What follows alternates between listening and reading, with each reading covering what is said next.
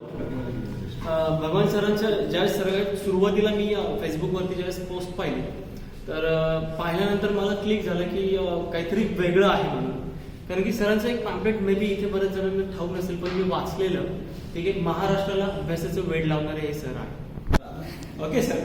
आणि तेव्हापासून मी खरं सांगायचं झालं तर आय थिंक हे 2014-15च्या जवळपास ते प्रिंट केलं असेल आणि तेव्हापासून मी सरांना सर्च करतोय पण मला सर सापडले नाही, आत्ता सापडले. आणि मी आता सरांना असं पकडलंय ठीक आहे की ते कधी लाईफ टाईम सुटणार नाहीये.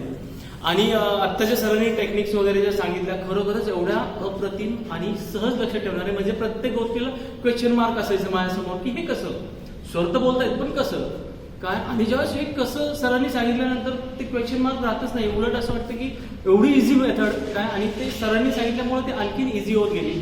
सो याचा जो वापर आहे फक्त माझ्याच नाही तर इतरांच्या पण लाईफमध्ये खूप होणार आहे.